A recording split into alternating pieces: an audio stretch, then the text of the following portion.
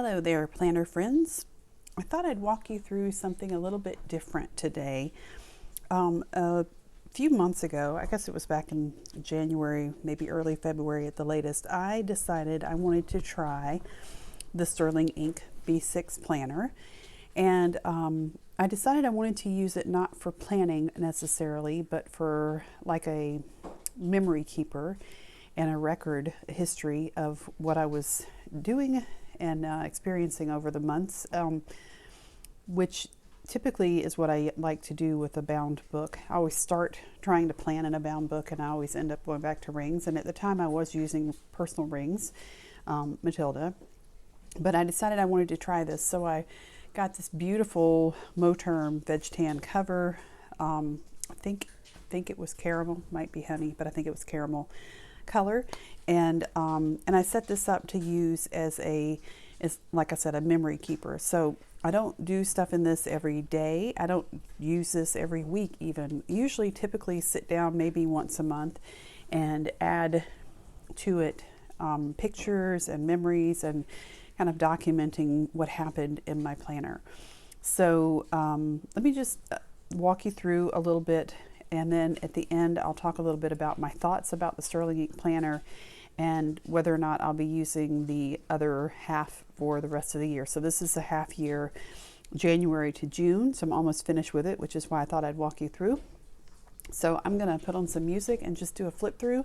And then, like I said, at the end, I'll come back and talk a little bit about my impressions and my plans for the second half of the year. Here we go.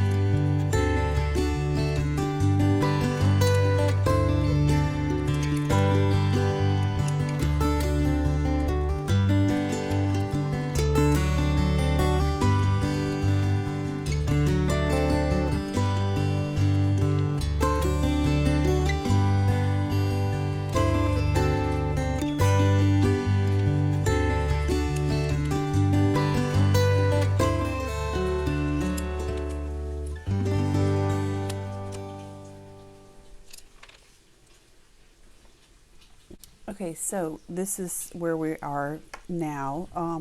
So just take a minute to kind of explain to you what I've done and how I've laid this out. I'm not using the timeline per se because, like I said, I'm using this mostly for record keeping and memory keeping. So I didn't really need the timeline. So I divided this into sections, and at the top I'm doing the weather and any important events like a birthday or something like that. Then this section was time sensitive things, and then the middle was to do.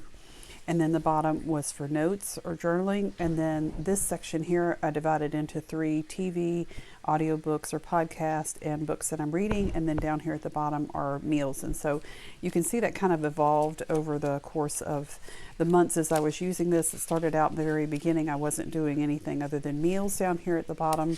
And then it just kind of progressed naturally as I was using this to start adding books and podcasts, and then I had meals, and then I wanted to start tracking TV, so I added that in and moved the other things at the top. So that's just kind of how it's evolved over time, which I really like. And I like keeping track of what I'm reading, what I'm listening to, what we're watching. The back of the planner back here I have barely used, maybe just a couple of pages, and I originally thought I was going to plan in this, but I just really felt like it wasn't it just wasn't working at the time. So I made the commitment that I was going to use this as a memory keeper, and I really like it. I really like the fact that I have the whole first 6 months of the year in here, and you can see it's not too fluffy, but it is a little, and it's okay because it's only 6 months. And then you can see these pages I didn't use at all, other than a pen test page in the back. So as far as just overall impressions, I really like this planner. It's a very well made planner, and the paper quality is just phenomenal. It's very easy to write on. It's very pen friendly, highlighter friendly, and I like the subtlety of the pages in terms of the way. I don't think I have a blank leaf to show you. Let me see.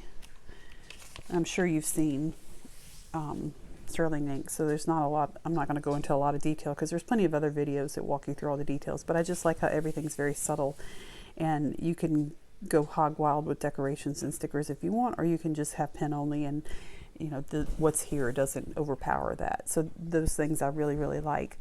I do have the July to December, and I'm seriously considering just continuing on, since this has worked so well, and doing the same thing for the second half of the year.